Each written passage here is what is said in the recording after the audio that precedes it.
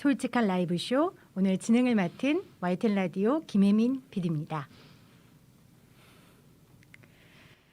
우리 모두 코로나19로 참 어려운 때를 보내고 있습니다. 정신장애로 어려움을 겪는 분들에게 이 시간은 더 잔인하고 어려운 시간이 아닐까 이렇게 감히 추측해 봅니다. 사실 정신장애인들이 힘든 시간을 보내는 건 하루 이틀이 아니죠. 코로나19보다 더 무서운 건 그들을 보는 사회적 인식, 사람들의 이야기가 아닐까 싶습니다. 오늘 정신장애 인식 개선 정책 어디로 가야 하나? 솔직한 라이브쇼는 여러 전문가들과 함께 이 정신장애 인식의 문제점, 그리고 개선해야 할 점, 방법 등에 대해서 솔직하고 편안하게 나눌 예정입니다. 현재 대한정신장애인 가족협회 유튜브에서 라이브로 여러분들 보고 계시는데요. 혹시 방송 보시면서 궁금하신 사항이 있으시면 댓글창에 남겨주시면 제가 여러 패널들께 여쭤보도록 하겠습니다. 자, 먼저 이 솔직한 쇼를 솔직하게 열어주실 분을 소개하겠습니다. 연은 강의를 해주실 대한정신장애인 가족협회 이사인 경희대 백종우 교수의 강의를 듣도록 하겠습니다. 네, 안녕하십니까. 반갑습니다. 여러분, 백종우입니다. 저는 오늘 초대받은 것만이 아니라 대한정신장애인 가족협회의 또 사회이사로 같은 팀의 일원으로 같이 할 수 있어서 더 기쁩니다. 오늘은 우리 인식 개선에 대해서 어떻게 앞으로 해나가야 될까를 한 50분 좀 못 미치게 한번 해보겠습니다. 이거 많이 보셨을 수 있습니다. 이들의 공통점은 무엇인가요? 베토벤도 나오고 톨스토이, 미켈란젤로, 영국의 소설가 찰스 디킨즈를 언급하고 있습니다. 정답은 정신질환을 극복하고 인류의 삶을 윤택하게 만든 사람들이라고 합니다. 그리고 이 내용은 미국의 정신질환자 가족협회에 해당하는 나미에서 만든 내용입니다. 오늘 처음에 이 얘기를 우리가 많이 알고 있는 굉장히 유명한 분들, 또 위인이라는 분들도 아픔이 있었다는 이야기부터 시작해 보려고 합니다. 흔히 음악하면 떠오르는 모차르트가 남긴 내용입니다. 혼자 있으면서 너무 기분이 좋을 때, 그때 머릿속에서 악상이 막 떠오른다는 거죠. 우리는 흔히 경험해보지 못한 일일 것 같습니다. 그냥 그것을 옮겨 적은 것뿐이다. 근데 그것이 훌륭한 교양곡이 되기도 하고, 중고등학교 때 화학을 배울 때 벤젠고리 기억하실 겁니다. 그걸 처음으로 발견했던 케쿨러라는 학자는 갑자기 눈앞에서 이 뭔가 이게 영혼인지 환영인지가 왔다 갔다 하는 것들이 보이고 그 안에서 꼬리에 꼬리를 문 것, 그 벤젠고리를 처음 발견했다고 합니다. 그건 꿈이었고 자고 나서 이것을 벤젠고리라고 붙이게 되는데 이렇게 어떤 몰입의 순간을 통해서 창조적인 일을 했던 사람들, 이 사람들은 정상이었을까요? 정상과 비정상을 굳이 정규부포로 나누게 된다면 앞에 말했던 두 사람, 또 맨 앞에 얘기했던 분들은 모두 이런 정규분포 곡선에서는 가장 큰 극단의 비정상이라고 할 수 있겠죠. 이런 데 있었고 이런 체험을 했던 사람들이었습니다. 이런 사람들을 많이 보게 됐던 이제 유명한 정신분석의 창시자인 프로이트는 이렇게 말합니다. 이제 예술가들은 상당히 많은 사람들이 내향적인 사람들이고 그래서 이제 고통스러워하는 거죠. 그것들은 신경증을 초래할지 모른다. 이렇게 얘기합니다. 실제 이후에 21세기까지의 많은 연구들은 이런 예술가나 창조적인 사람들이 굉장히 많은 정신질환을 앓았던 것을 보여줍니다. 그래서 어떻게 보면은 그 사람들의 고통, 트라우마, 그 결과로 나타난 예술 작품이라는 것을 인류들은 같이 함께 즐길 수 있고 또 위로를 받을 수 있는데 본인들은 굉장히 괴로울 수 있는 거죠. 왜냐하면 이런 창조적인 사람들은 감수성이 굉장히 높은 사람들입니다. 그리고 이런 예술가들은 우리가 생각하는 것 이상으로 감정을 강렬하게 경험합니다. 우울의 감정, 불안의 감정, 자기가 무너질 것 같은 어떤 붕괴 불안 이런 것들을 경험하고 혼란스러운 거죠. 그 혼란이 있어야 현실의 시스템이 한번 다 무너뜨린 다음에 새로운 창조가 가능하다는 거고 이때의 체험의 일부가 이제 해리 상태라고 그러거든요. 그래서 마치 현실과는 멀어진 상태인 것처럼 보일 때도 있습니다. 그리고 이런 반복되는 좌절과 고통에 굉장히 지치고 소진되기도 하는데 그 과정에서 회복 탄력성이라고 부르는 그걸 통해서 새로운 자신의 세계를 만들어가는 이 노력이 결국 예술과 창조인데 이런 창조성이 높은 사람들은 반드시 정신병리가 높게 보고되더라는 겁니다. 오늘의 주제가 우리가 정신질환 또 마음이 아픈 사람들에 대한 편견을 다루고 있습니다. 왜 필요할까요? 인류가 지금 있는 시스템을 한번 뒤집어보고 한 발 더 나아가는 데는 한편은 창조성이 높은 사람이 필요한데 그 창조성이 높은 사람들의 특징이 바로 마음이 아파본 사람들이라는 것이고 친족에서도 조현병이 보다 더 자주 발견된다는 것은 아주 정설입니다. 그래서 조현병의 특성은 이제 조현병의 위험 요인이 될 수도 있지만 동시에 또 창조성과 연관될 수 있는 겁니다. 대표적으로는 우리 조현병을 앓은 사람 중에서 노벨상을 받은 사람 아마 이분부터 떠오르실 겁니다. 존 내쉬. 이분을 다룬 영화죠. 뷰티풀 마인드는 아마 많은 분들이 보셨을 것 같습니다. 저는 이 영화에서 가장 아름다운 장면이 나중에 와이프가 되는 연인과 함께 이제 밤에 같이 별을 바라보는 거죠. 그래서 그 별을 바라보면 뭐가 보이십니까? 물론 서울의 또 대도시의 밤하늘에 요즘 우리가 별을 보기도 힘들지만 그냥 별이죠. 근데 그 존 내시는 그 별을 연결시키는 그래서 그 연결된 것들이 마치 별자리처럼 그리고 보입니다. 일반적인 상식 안에 있는 사람들의 눈에서는 볼 수 없는 것을 보고 연결시키는 능력. 이게 창조성의 핵심의 하나인 거죠. 근데 반면 조현병의 정신병리 중에 하나인 것이 가장 흔히 관찰되는 것 중에 하나가 연상의 이완이라는 것이 있습니다. 그것은 이 별과 이 별이 사실은 관련이 없고 연결이 안 되는 건데 그걸 연결시키니까 사실 논리가 무뎌지게 되는 것이 연상의 이완인데 그 반면 한편 이러한 이제 연결되지 않는 걸 연결시키는 힘은 창조성 그리고 저렇게 새로운 이론, 뭐 20세기 경제학을 커다랗게 바꾼 이론이었습니다. 이 바로 존 레슬리가 그 주인공으로 출연했던 뷰티풀 마인드에서 소개하고 있습니다. 혹시 안 보신 분이 있다면 꼭 한번 보시기를 바랍니다. 그래서 우리는 이렇게 이야기할 수 있습니다. 위대한 예술가는 위대한 병자다. 옆에 창조성과 고통이라는 책은 Creativity and Disease라는 이름으로 저 밑에 써 있는 필립 샌드벌브라는 이제 분은 영국 왕립의사회 소속의 이제 의사였습니다. 근데 취미가 이제 역사를 보는 거라서 이전에 이제 창조적인 일을 했던 예술가들이 얼마나 많은 병이 있는가를 저 책 한 권을 썼는데요. 저 책의 3분의 1이 정신질환에 대한 얘기입니다. 그 수많은 작품과 문예 창작물 뒤에는 정신질환으로 아팠던 예술가들이 있고 그게 바로 위대한 예술가의 또 근원이 될 수도 있었다는 얘기입니다. 뭐 거기에 대한 논문도 있습니다. 그래서 천재성과 정신과적 질환이 연관이 있다. 뭐 대표적으로 반고나 버지니아 울프를 언급하고 있습니다.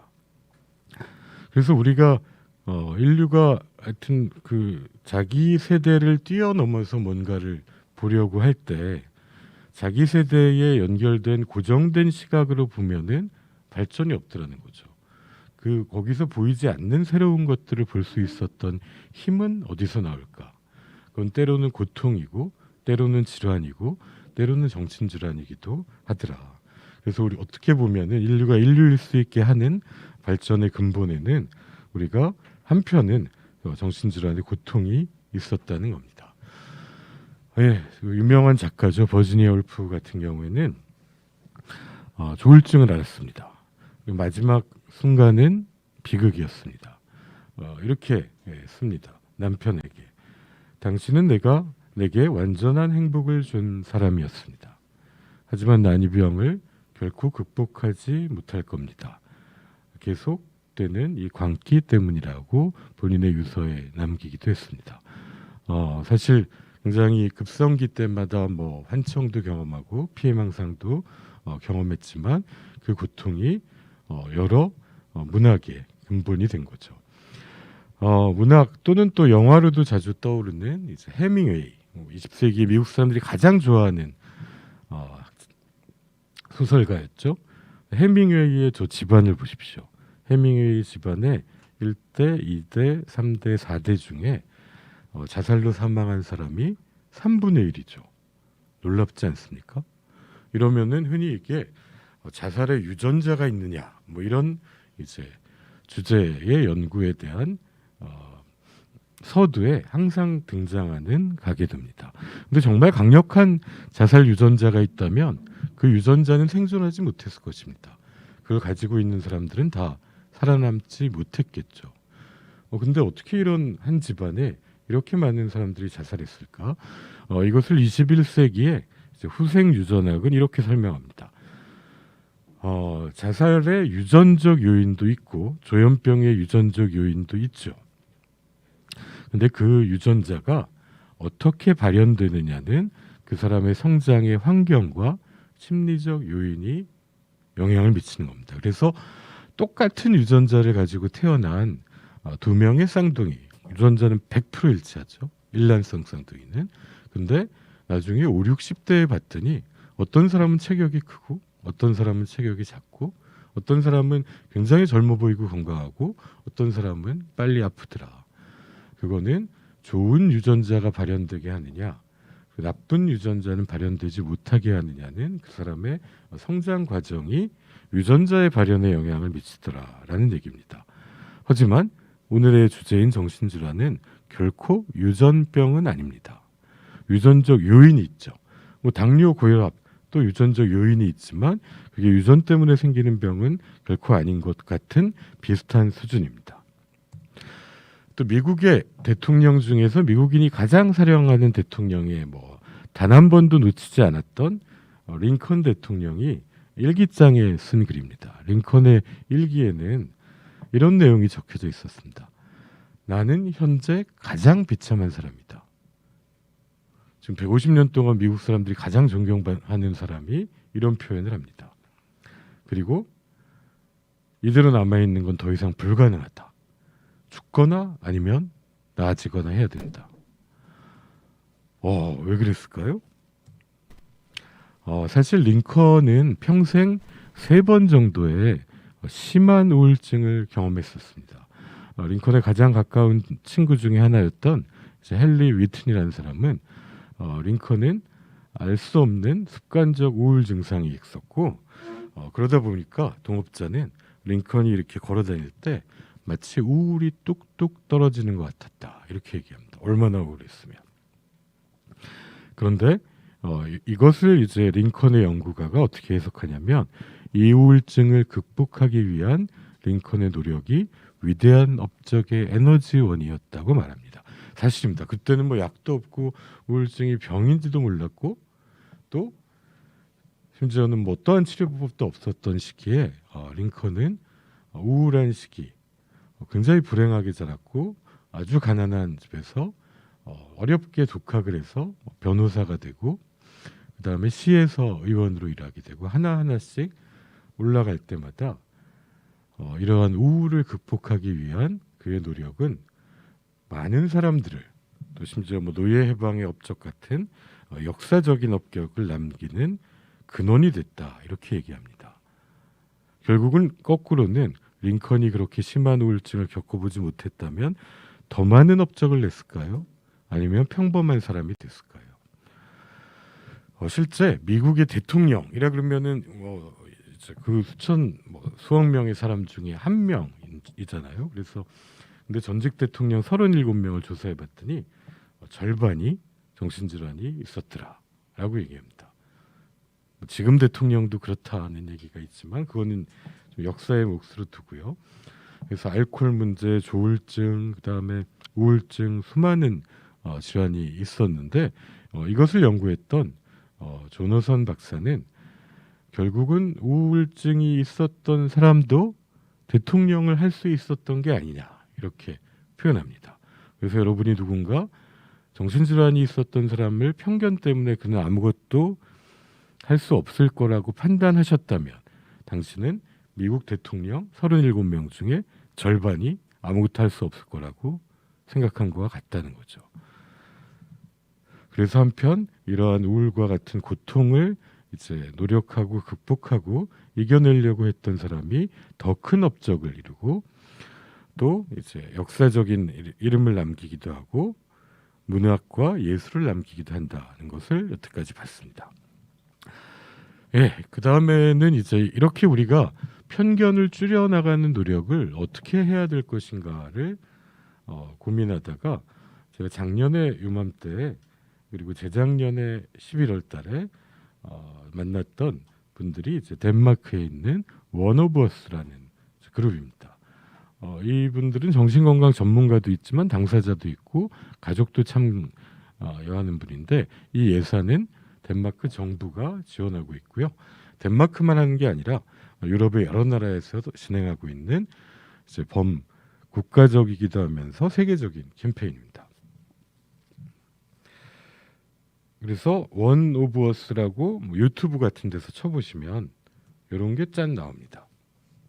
이거는 덴마크어로 돼 있는데요. 그래서 밑에 보면은 수많은 얼굴들이 보이시지 않습니까? 저게 다 당사자, 가족들, 그리고 또 전문가들이 함께 정신건강 그리고 정신질환에 대해서 이야기하는 것들이고요. 이분들을 만났을 때 가장 기억나는 게 같이 얘기하는 시간들이 굉장히 즐거웠습니다. 그러면서 그동안 이제 캠페인을 해오면서 좀 어떤 노하우 같은 게 있느냐라고 했더니 첫 번째가 우리는 누구도 비판하거나 조롱하지 않는다. 이렇게 머리를 딱 맞은 듯한 느낌이었습니다. 그게 무슨 말이냐 그랬더니 사람들이 정신질환에 대한 오랜 편견을 가지고 있다. 근데 그들을 비판한다든지 어떤 시스템이나 책임을 가지고 남을 공격하는 것들은 거꾸로 정신질환에 대한 부정적인 생각을 더 강화할 수 있더라. 그래서 본인들은 함부로 또는 웬만해서는 비판을 하지 않고 또 거꾸로 유머를 사용한다고 하더라고요. 그래서 이런 일, 반낙인 캠페인 자체를 굉장히 즐겁고 따뜻한 일로 만들어가는 거고 밑에 이 수많은 당사자와 가족의 참여와 함께 만들어간다는 거죠. 그래서 참 인상 깊었습니다. 그래서 요 홈페이지에 나중에 가서 보시면요, 이 원오브어스 로고고요. 원오브어스라면 우리들 중에 하나, 그러니까 우리 정신질환이 있는 사람들도 우리 사회 전체 중에 이제 한 사람으로서 참여할 수 있고 함께 해야겠다는 뜻인 것 같습니다.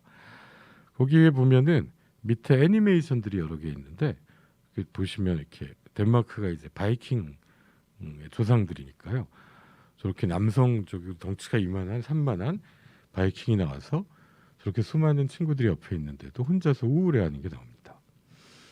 근데 차마 힘들다고 말을 하지 못할 때 누군가 옆에 다가가지고 어깨에 손을 대고 관심을 보여주는 거죠. 그래서 바이킹은 혼자 싸우지 않습니다. 뭐 이렇게 얘기합니다. 그래서 우리 정신질환에 대한 편견과 함께 싸워나가자. 우리 함께하자. 뭐 이런 메시지를 주는 거죠. 그래서 되게 안에 있는 애니메이션이라는 게 좀 재밌고 하면서 따뜻하고 비판적이지 않고 굉장히 긍정적인 걸 많이 볼 수 있었습니다. 근데 문제는 우리가 선진국이고 편견이 없는 나라라고 알고 있는 덴마크, 뭐 유럽, 미국도 이런 반낙인 캠페인을 지금도 하고 있는 거죠. 그건 왜 그럴까요? 거꾸로 사회적 편견과 낙인이 아직 남아 있는 거죠. 네, 인정합니다. 오랜 편견은 이유가 있습니다. 왜 오랜 편견이 생기게 됐을까요? 이게 1940년대에 미국의 주립병원입니다. 어떻게 생각하십니까? 이 사실 오히려 중증 정신질환이 있는 사람, 조현병 있는 사람의 삶의 질은 오히려 농경사회 때 더 좋았다고 얘기합니다. 그리고 실제로 세계보건기구가 지금 같은 나라들 쭉 비교했더니 아주 저소득 국가가 오히려 더 삶의 질과 행복 만족도가 더 높다는 결과도 있습니다. 왜 그럴까요? 그 마을에 다 알죠. 그 마을에 100명이 사는데 한 명이 아픕니다. 99명이 아이고 저 집에 저 친구는 좀 마음이 아파서 한번 안 좋을 때는 좀 그렇지만 원래 좋은 사람이야. 그리고 안 좋을 때 같이 도와주고 오히려 더 같이 어울려 살 수 있었던 곳인데 이게 17세기부터 산업혁명이 시작되면서 대부분의 사람들이 농촌에서 대도시로 올라와서 공장에서 일하게 되죠. 이때 정신과 의사라는 직업이 처음 생깁니다. 최초의 정신과 의사들은 되게 이 사람이 공장에서 일할 수 있는 사람이냐 없냐를 평가하는 일을 했습니다. 근데 그러면서 이제 19세기, 20세기까지 오게 되면서 어떻게 되겠습니까? 더 산업화되고 핵가족화되게 됐죠. 그러면은 한 마을이 한 사람을 돌보는 게 불가능해졌죠. 그래서 이 중증 정신질환이 있던 사람을 모두 공립과 주립의 병원으로 입원을 시켜서 수용하게 되는 시대가 시작됩니다. 그 환경은 사실 매우 열악한 상황이었던 거죠. 그거는 모든 유럽의 나라가 마찬가지였습니다. 그러다가 이것이 바뀌게 된 거는 이제 1970년대 정도부터입니다. 2차 대전 이후에 이제 인권에 대한 거, 그리고 탈수용화를 해야 되겠다. 그리고 이제 수용하면 아우슈비츠가 연상되는 거죠.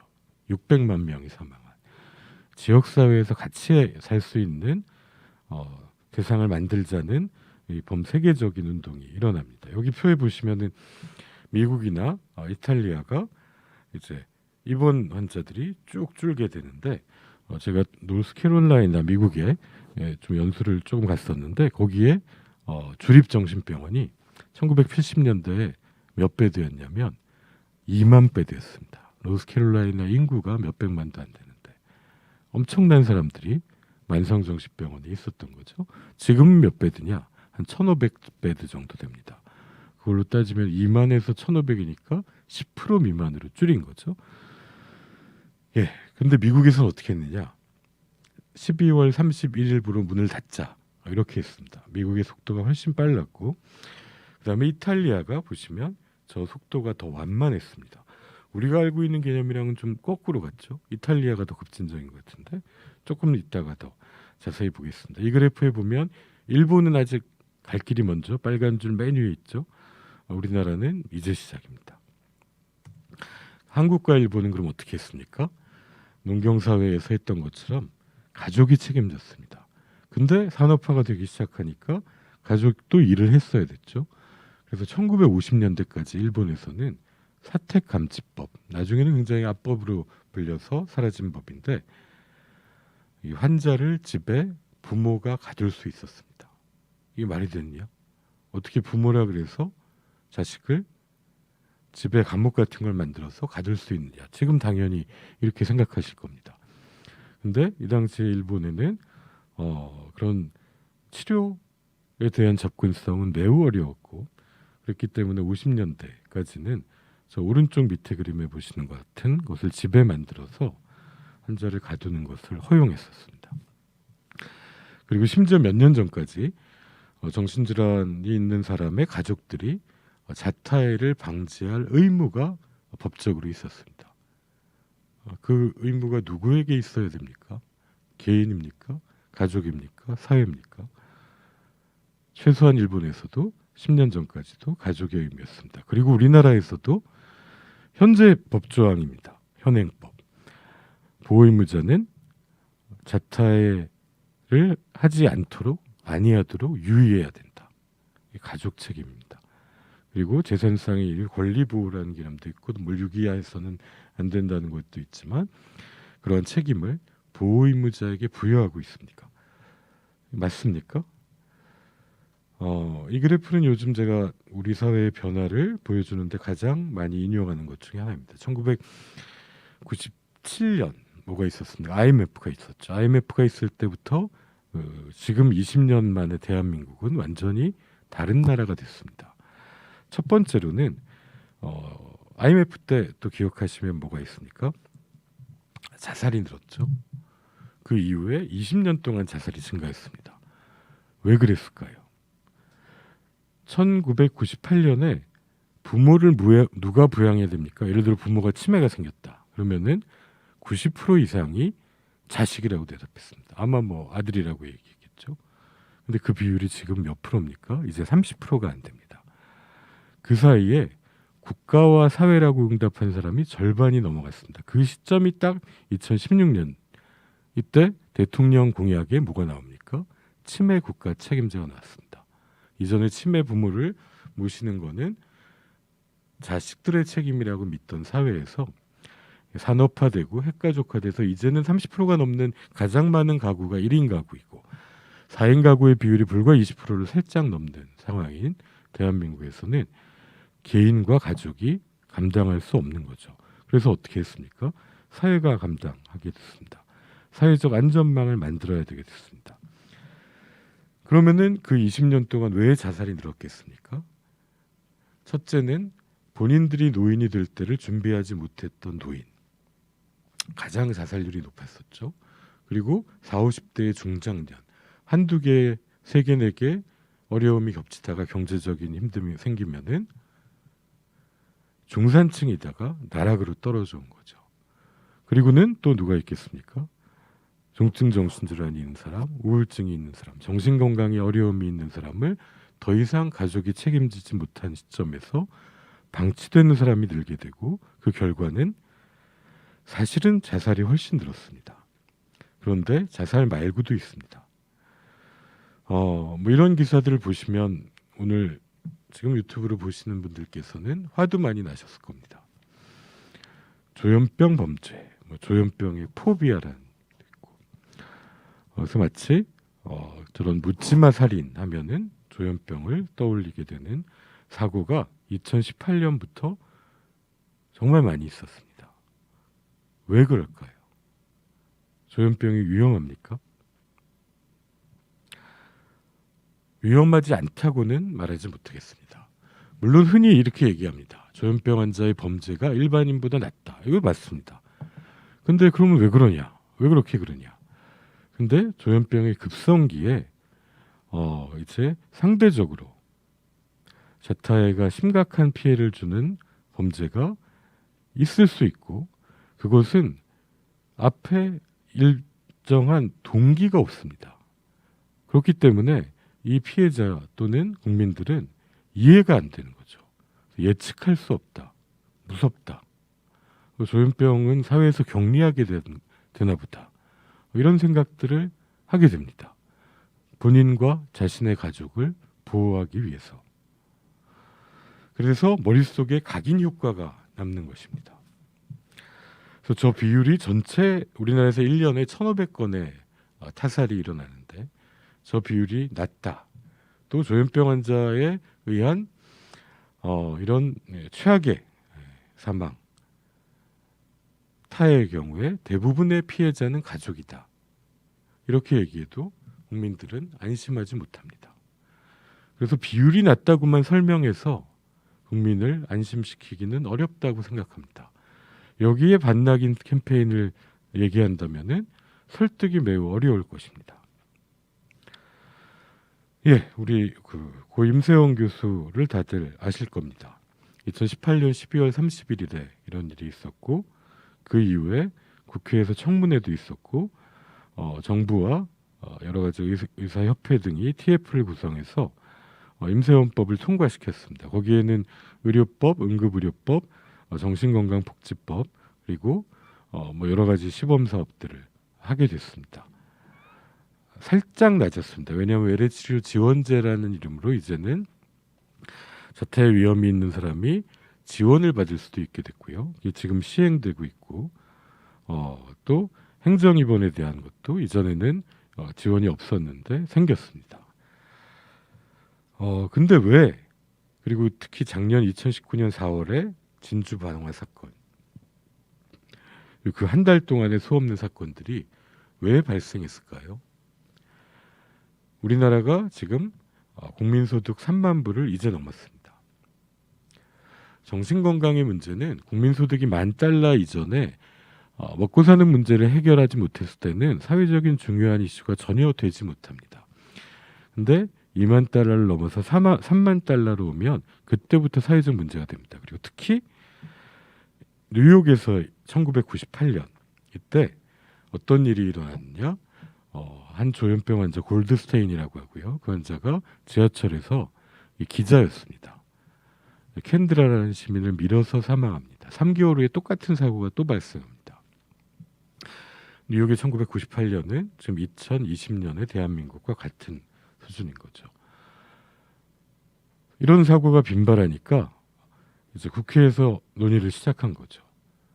근데 이때 외래치료 지원제를 누가 하자고 했냐?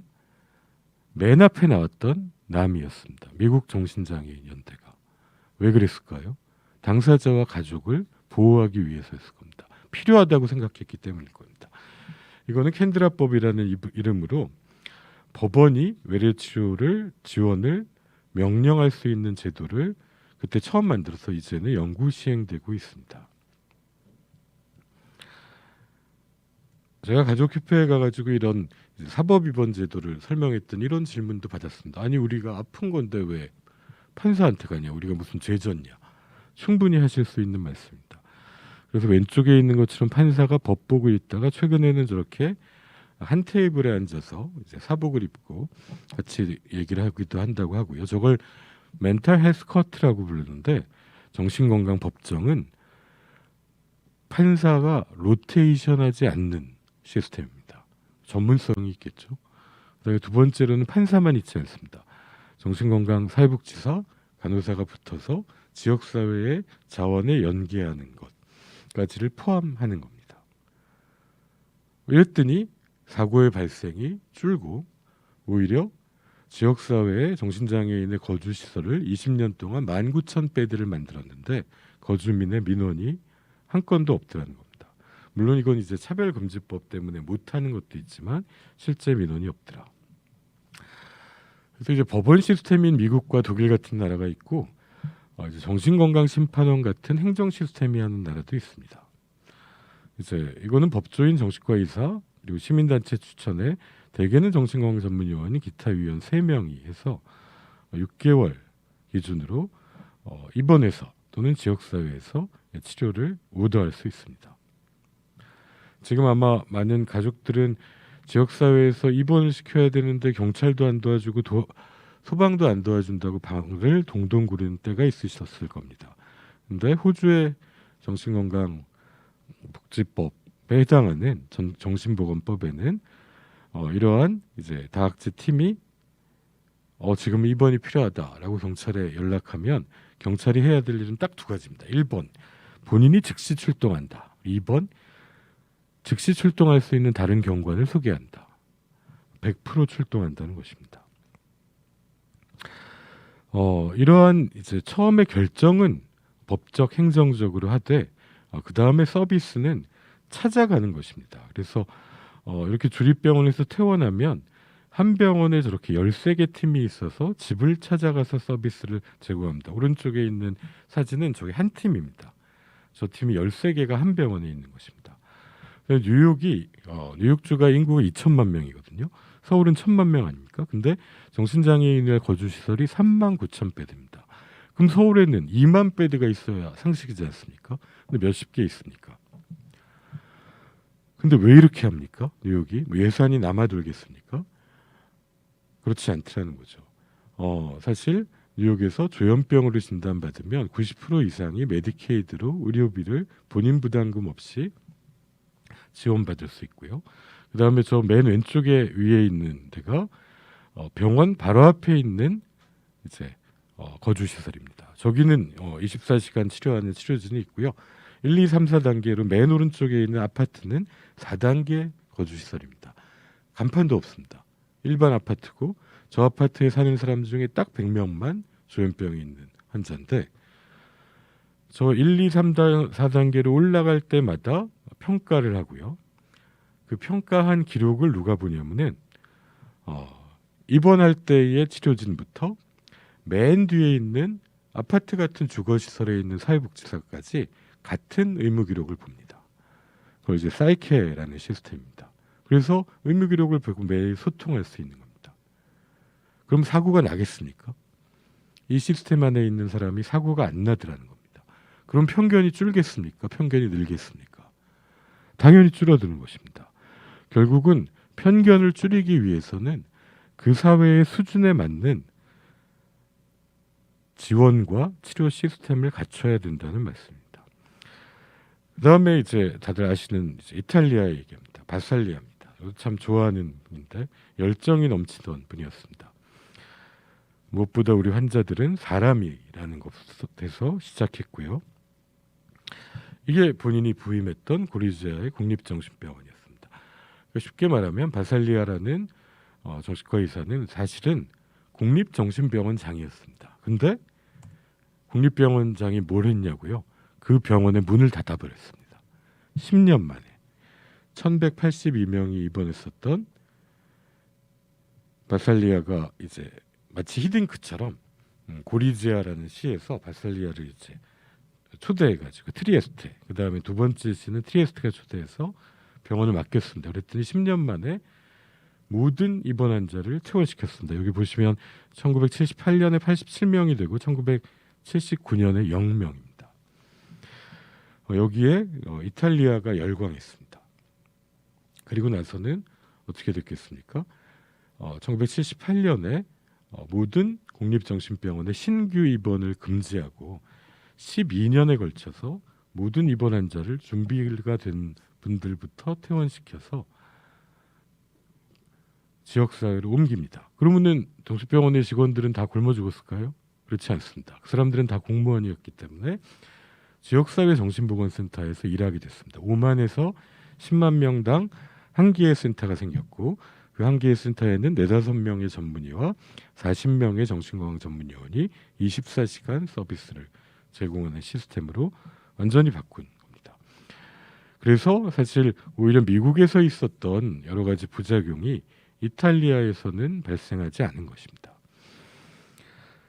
근데 이제 이걸 우리나라에서 하는 거에 가장 큰 어려움은 이탈리아라는 나라에서는 또 잘했던 거가 지역사회가 살아 있습니다. 그래서 협동조합도 만들고 좋은 일자리도 만들었는데 우리는 좀 갈 길이 좀 있습니다. 아마 이거는 무장한 경관이 사망했기 때문에 또 역시 국민적 충격이 큰 상황이었습니다.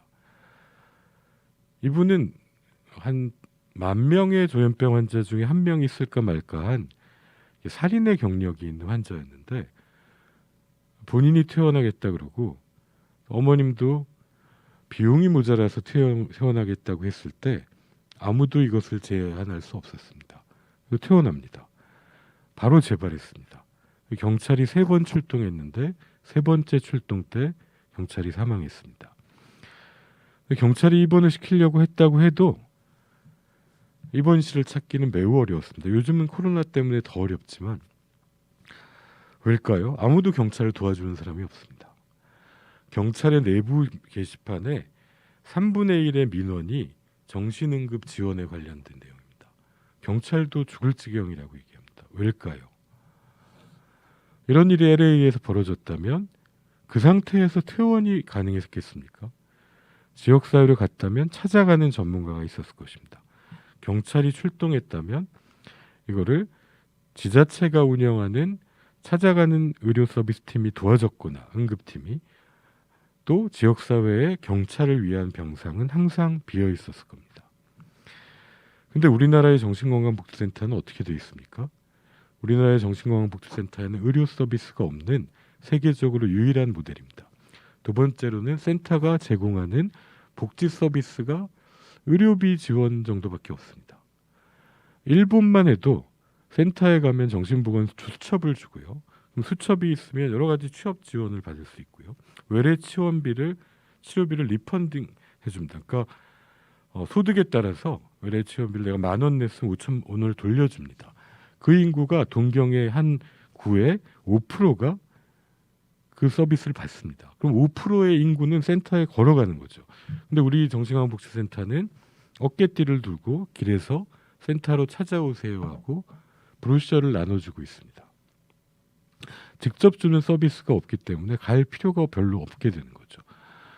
그 다음에 세 번째는 기준이 있는 거죠. 매일 찾아가서 약을 전달하거나 장기 지속형 주사제를 주거나 그랬더니 사고가 거의 없으니까 편견이 줄더라. 그리고 센터 선생님들도 비정규직이고 자꾸 바뀌는 겁니다. 이런 걸 이제 변화시켜야 되는 저희가 중요한 시점이 있습니다. 지금 여러분들이 원하시는 것 본인이 원하지 않으면 시작을 못합니다. 그래서 많은 분들이 본인이 알아서 합니다. 근데 본인이 원치 않는 한 명이 사고가 나서 99명의 사람들이 비난을 받습니다. 근데 지금도 센터에 연락이 옵니다. 제가 15년째 정신건강복지센터장을 했는데 어느 지역에 분명히 이분은 환자고 굉장히 위험하다. 근데 가족이 없어요. 그러면은 차라리 심하면 응급 입원을 시킬 수 있는데 그러지 않으면 할 수 있는 건 설득밖에 없습니다. 센터는 하나에서 10가지 설득으로만입니다. 근데 설득이 얼마나 작동하겠습니까? 그러다 사고가 나면 모두가 비난받는 겁니다. 이때 정신건강 평가를 의무화하는 것을 정신건강심판원이나 법원이 하는 첫 번째 역할입니다. 그 다음에 입원이 어렵다. 경찰을 도와주는 시스템. 좋은 치료 환경이 부족하다. 최소한 급성기 병원의 인력은 인권이라고 생각합니다. 그 다음에 퇴원한 다음에 갈 곳이 없는 거죠. 이건 커뮤니티 케어입니다.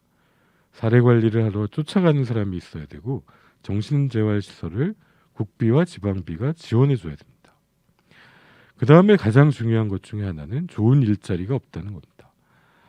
이거는 최소한 장애인 복지법 수준만이라도 따라가도 훨씬 나아질 것입니다. 근데 왜 여태까지 편견은 그대로 있고 문제는 해결되지 않았습니까? 가장 큰 장벽이 편견 때문에 어떤 문제가 해결되려면 그 문제로 가장 고통을 받은 사람들이 사회에 나가서 목소리를 내서 그게 국민을 설득해야 됩니다. 국민이 설득되면 국회가 움직이고 정부가 뜁니다. 근데 그러지 못했지 않습니까? 물론 용기 있는 많은 분들이 있었지만 10배, 20배 앞에 있는 원오버스에 있는 유튜브에 있는 것처럼 우리 가족협회에 있는 분들, 우리 당사자 협회에 있는 분들이 이런 방송을 찍고 계셔야 됩니다. 그리고는 이제 보호자의 책임에서 우리 사회의 책임으로 넘어가야 될 시점입니다. 그렇다고 앞으로 보호자가 돌보는 역할을 포기하라는 얘기 절대 아닙니다. 그 역할은 앞으로 100년, 200년이 지나도 변치 않습니다. 단 입원을 결정할 권한은 내려놔야 된다는 것입니다. 그래서 치매 국가 책임제가 불과 이제 3년 됐습니다. 그 다음에 우리가 정신건강이 대선에서 다뤄질까? 지난 영국의 총선 때의 핵심적인 공약들 중에 하나가 자살 예방 부장관을 만든다. 외로움 부장관을 만든다. 정신건강에 10조를 투자한다. 이런 게 공약이었습니다. 우리도 그렇게 됩니다. 더 빠른 속도로 해결할 수 있을 것입니다.